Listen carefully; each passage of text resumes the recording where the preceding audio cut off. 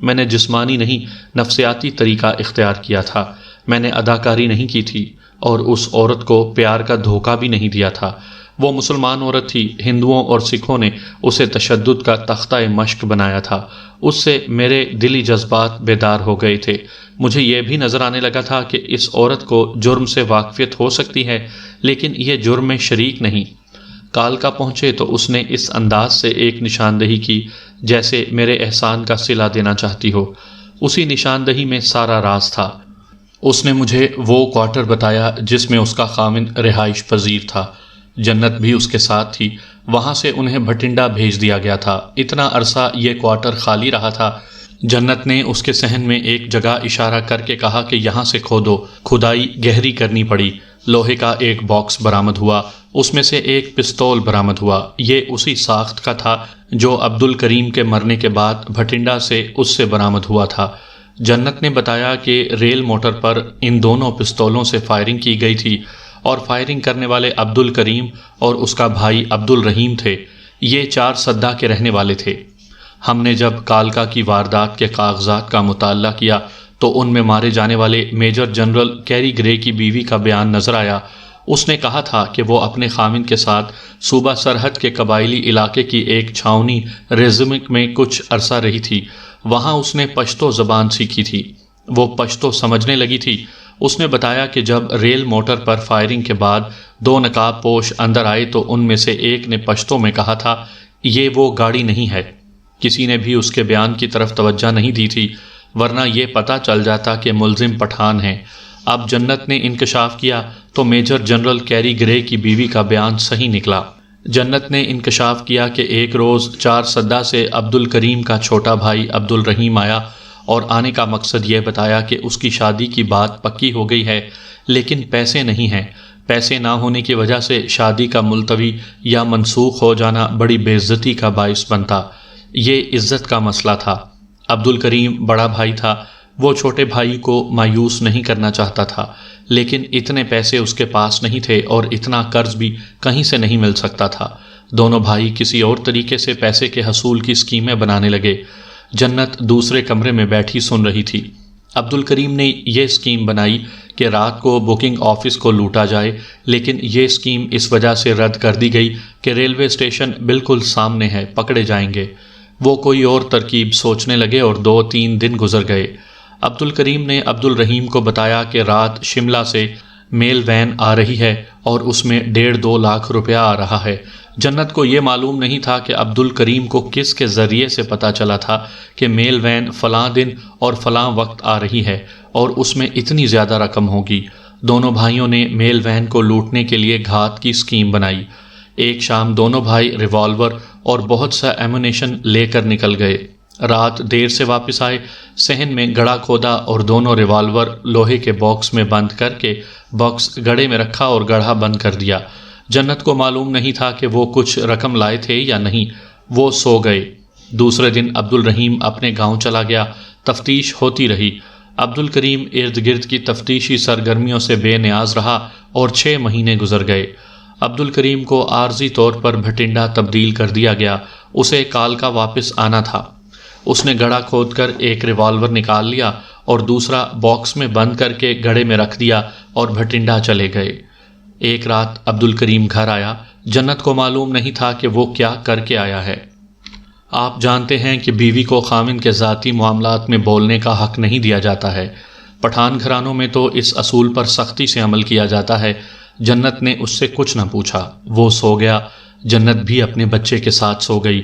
آدھی رات کے بہت بعد دروازہ کھٹکا تو عبد الکریم نے ریوالور نکال لیا۔ پھر دروازہ ٹوٹنے لگا۔ ایک ٹارچ کی روشنی دروازے میں داخل ہوئی۔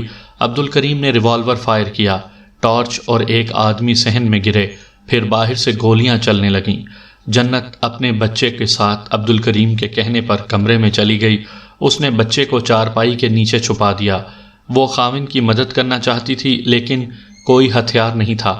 بہت دیر بعد عبد الکریم دیوار پر چڑھ گیا اور وہاں سے گرا۔ اس نے جنت کو آواز دے کر پانی مانگا۔ وہ پانی دینے گئی تو اسے بھی گولی لگی۔ وہ زخمی حالت میں عبد الکریم تک پہنچی لیکن وہ مر چکا تھا۔ گولیاں ختم ہو چکی تھیں۔ جنت کو زخم سے بہتے خون نے بے حال کر دیا تو اس نے پولیس کو پکار کر کہا کہ اندر آ جاؤ، وہ مر گیا ہے۔ جنت سے ہم نے ضروری معلومات حاصل کر لیں۔ اس نے اپنے خاوند کے گاؤں کا نام بتایا۔ پنجاب CID لاہور کے سب انسپیکٹر آغا محمد سلیم خان کو حکم دیا گیا کہ وہ عبد الکریم کے گاؤں 4 سدہ جا کر عبد الرحیم کو گرفتار کریں۔ یہاں میں یہ بتانا ضروری سمجھتا ہوں کہ آغا محمد سلیم خان پولیس آفیسر ہوتے ہوئے بھی در پردہ تحریک پاکستان کے سرگرم ورکر تھے جو جاں نثار کہلاتے تھے۔ انہوں نے سن 1946 میں نوکری اور نتائج کی پرواہ نہ کرتے ہوئے قائد اعظم کے حکم سے ڈائریکٹ ایکشن میں جان بازانہ رول ادا کیا اور گرفتار ہوئے تھے۔ آغا محمد سلیم خان کا نام دراصل میں نے تجویز کیا تھا، وہ میرے دوست تھے۔ وہ چونکہ ہزرو کے رہنے والے ہیں اس لیے پشتو بولتے تھے۔ صوبہ سرحد سے کسی پٹھان کی گرفتاری آسان نہیں ہوتی تھی، ملزم قبائلی علاقے میں چلے جاتے تھے جہاں گرفتاری ناممکن ہو جاتی تھی۔ میں آغا محمد سلیم خان کی ذہانت اور جرأت سے واقف تھا، میری تجویز مان لی گئی۔ کالکا سے انہیں بذریعہ ٹیلی فون مکمل ہدایات دی گئیں۔ وہ 4 سدہ گئے اور ہماری توقعات کے مطابق عبد الرحیم کو گرفتار کر کے کالکا لے آئے۔ اس کے ساتھ ہی وہ ایک مضبوط شہادت بھی لے آئے۔ یہ ایک قیمتی پینسل تھی جو میجر جنرل کیری گرے کی بیوی کے پرس سے عبد الرحیم نے نکالی تھی۔ یہ عبد الرحیم کی جامع تلاشی سے آغا محمد سلیم خان نے برآمد کی تھی۔ مال مسروقہ کی فہرست میں یہ پینسل بھی لکھی ہوئی تھی۔ عبد الرحیم 27-28 سال کا خوبرو اور دلیر جوان تھا۔ اس نے جب دیکھا کہ اس کا بڑا بھائی مارا گیا ہے اور بھائی کی بیوی اور بچہ پولیس کی حراست میں ہیں تو اس نے جنت اور اس کے بچے کو مکمل طور پر بے گناہ ثابت کر کے اقبال جرم کر لیا۔ اس نے جنت کے بیان کی تصدیق کی اور کہا کہ انہوں نے میل وین کو لوٹنے کی اسکیم بنائی تھی اور اتنا بڑا جرم اس کی شادی کی خاطر کیا گیا تھا۔ یہ عبد الکریم کی قربانی تھی۔ دونوں بھائیوں نے کبھی معمولی سا جرم کرنے کی بھی نہیں سوچی تھی۔ وہ سچ کہتا تھا۔ 4 سدہ پولیس نے دونوں بھائیوں کے حق میں رپورٹ دی تھی اور کہا تھا کہ یہ گھرانہ شریف گھرانوں میں شمار ہوتا ہے۔ میری ڈیوٹی کے تقاضے کچھ اور تھے لیکن میرے کچھ جذبات بھی تھے۔ میں مسلمان تھا۔ ان لوگوں نے انگریز افسروں کو قتل کیا تھا، کسی کا گھر نہیں لوٹا تھا۔ جنت نے ہماری بہت مدد کی تھی۔ وہ راز نہ دیتی تو ہم بھی فرائض کی کوتاہی میں انگریز بادشاہ کے عتاب کا نشانہ بنتے۔ میں جنت کی اور تو کوئی مدد نہیں کر سکتا تھا۔ میں نے عبد الرحیم سے کہا کہ وہ اقبال جرم نہ کرے، مگر اس نے جواب دیا کہ میں اپنے باپ کا بچہ ہوں، جھوٹ نہیں بولوں گا۔ میں نے جنت سے اور اس کے بچے محمد حسین سے بھی عبد الرحیم سے کہلوایا کہ وہ اقبال جرم نہ کرے، مگر وہ نہ مانا۔ اسے یہ بھی احساس تھا کہ اس نے اقبال جرم نہ کیا تو پولیس جنت اور اس کے بچے کو حراست میں لیے رکھے گی اور پریشان کرے گی۔ اس نے اقبال جرم کر لیا۔ اس نے کہا عبد الکریم کو کالکا ریلوے اسٹیشن کے سٹاف سے معلوم ہوا تھا کہ میل وین آ رہی ہے اور اس میں نقدی ہوگی۔ دونوں بھائیوں نے 2.5 میل دور جا کر نہایت موزوں موڑ کا انتخاب کیا اور پٹڑی پر بڑے بڑے پتھر رکھ دیے۔ یہ پتھر ڈرائیور کو موڑ میں آ کر ہی نظر آ سکتے تھے۔ دونوں بھائی ریوالور تیار کر کے گھات میں بیٹھ گئے۔ ریل موٹر آئی، ڈرائیور نے اسے روکنے کی کوشش کی جو کامیاب تھی۔ ریل موٹر پتھروں سے ٹکرائی لیکن ٹکر شدید نہیں تھی۔ پہلا فائر عبد الکریم نے کیا، نشانہ قابل داد تھا۔ پھر دونوں بھائیوں نے مسافروں پر گولیاں چلائیں۔ پٹھان ہونے کی وجہ سے دونوں ماہر نشانہ باز تھے۔ فائرنگ بند کر کے ریل موٹر کے اندر گئے تو عبد الکریم نے کہا کہ یہ وہ گاڑی نہیں ہے۔ یہ تھے وہ پشتو کے الفاظ جو میجر جنرل کیری گرے کی بیوی نے سنے تھے۔ میں آپ کو سنا چکا ہوں کہ میل وین ٹکسال اسٹیشن پر کھڑی تھی تو پیچھے سے واردات والی ریل موٹر آ گئی۔ دونوں کالکا کو جا رہی تھیں۔ پہلے میل وین کو روانہ ہونا تھا لیکن انگریز افسروں نے اسٹیشن ماسٹر کو حکم دیا کہ وہ پہلے ان کی ریل موٹر کو چھوڑ دے۔ یہ دراصل موت کا حکم تھا۔ عبد الکریم اور عبد الرحیم کا ہدف میل وین تھی۔ موت نے افسروں کو پہلے روانہ کر دیا۔ گھات میں بیٹھے ہوئے دونوں بھائی سمجھے کہ یہ میل وین ہے، یہ بھی ریل موٹر ہی تھی۔ رات کا وقت تھا، بھائیوں نے اسی کو نشانہ بنا ڈالا۔ عبد الرحیم کے اس انکشاف نے سب کو خصوصاً اسلحہ اور ایمونیشن کے ماہرین کو حیران کر دیا کہ یہ دونوں ریوالور یعنی مشین پسٹل انہوں نے خود بنائے ہیں۔ یہ عبد الکریم کی کاریگری تھی۔ وہ ریلوے کا ہیڈ مستری تھا۔ ان کی گولیاں ریلوے انجن کے پسٹن سے بنائی گئی تھیں۔ پسٹن کا فولاد مضبوط ترین ہوتا ہے۔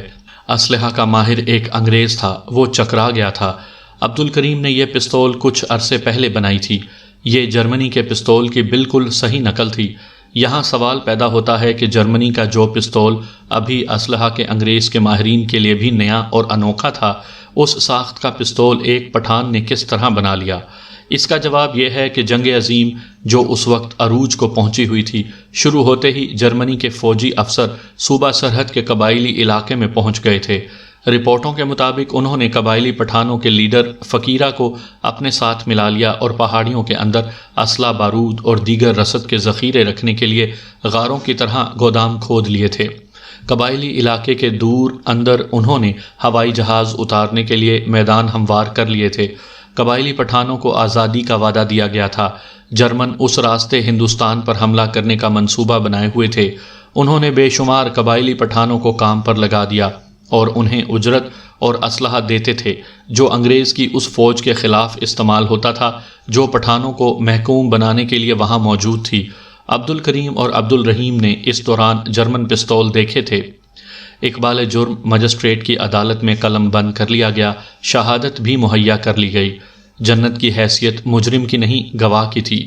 ابتدائی سماعت کے لیے کیس شملہ کے ڈسٹرکٹ مجسٹریٹ کی عدالت میں گیا جو ٹنڈن نام کا ہندو تھا۔ چونکہ یہ کیس بہت مشہور ہو گیا تھا، اس لیے ملزم کو جب عدالت میں لے جایا جاتا تو لوگ راستے میں ہجوم کر کے اسے دیکھتے تھے۔ ان میں انگریز عورتیں بھی ہوتی تھیں۔ میں ان کے چہروں پر خوف کے نمایاں آثار دیکھا کرتا تھا۔ ان انگریز افسروں کی بیویاں جو ریل موٹر میں مارے گئے تھے عدالت میں گواہی کے لیے آیا کرتی تھیں۔ عبد الرحیم کو دیکھ کر ان پر اس قدر دہشت طاری ہو جاتی تھی کہ بعض کی تو زبان ہکلانے لگتی اور بعض رونے لگتی تھیں۔ عبد الرحیم نے بڑی دلیری سے بیان دیا اور وکیلوں کی جراح کا جواب دیا۔ وہ کہتا تھا کہ مجھے اس کا کوئی افسوس نہیں کہ میں نے انگریز افسروں کو قتل کیا ہے۔ انگریزوں کے خلاف وہ کھل کر نفرت کا اظہار کرتا تھا۔ لوگوں خصوصاً مسلمانوں کی نظروں میں عبد الرحیم قومی ہیرو بن گیا۔ جنت نے وہی بیان دیا جو اس نے ہمیں دیا تھا۔ اس نے جھوٹ نہیں بولا۔ اس کے بیٹے محمد حسین نے، جس کی عمر 9 سال سے کچھ ہی زیادہ تھی، بھری عدالت میں للکار کر کہا، میں بڑا ہو کر ان سفید بندروں کو قتل کروں گا اور میں اپنے باپ کے خون کا انتقام لینے کے لیے زندہ رہوں گا۔ کیس امبالہ کی سیشن کورٹ میں گیا۔ ڈسٹرکٹ اینڈ سیشن جج محمد حسین صوفی CIS تھے۔ پبلک پروسیکیوٹر خان بہادر مشتاق حسین مرحوم تھے جو پاکستان مارز وجود میں آیا تو راج گڑھ روڈ پر کوٹھی نمبر 50 میں رہائش پذیر رہے۔ ان کے داماد اجاز حسین خان پاکستان اسپیشل پولیس کے ریٹائرڈ DSP ہیں۔ وہ خلوص اور دیانت کی بدولت نیک نام تھے۔ عبد الرحیم کو سیشن کورٹ سے سزائے موت ملی۔ ہائی کورٹ میں اپیل ہوئی جو مسترد ہو گئی۔ سن 1944 میں عبد الرحیم کو پھانسی دے دی گئی۔ جنت اپنے بچے کے ساتھ اپنے گاؤں چلی گئی۔ ہم سے پہلے اسپیشل سٹاف نے، جس کا سربراہ سردار بہادر بخشی سمپورن سنگھ SPC SD تھا، ایک سکھ دہشت پسند بھولا سنگھ سرلات کو پکڑ کر اس سے ریل موٹر کی واردات کا اقبال جرم کروا لیا تھا۔ مجھے معلوم نہیں ہو سکا کہ سمپورن سنگھ نے بھولا سنگھ کے ساتھ کوئی سودے بازی کی تھی یا اس قدر تشدد کیا تھا کہ اس نے سمپورن سنگھ کی ضرورت کے مطابق اقبالی بیان دے دیا جو مجسٹریٹ کے سامنے دفعہ 164 کے تحت ریکارڈ بھی کروا لیا گیا۔ انگریز بادشاہ نے سمپورن سنگھ سے لے کر اس کے سٹاف کے چھوٹے افسر تک کی تنزلی کر دی اور ان کے ریکارڈ میں بڑی ہی خراب رپورٹ لکھی گئی۔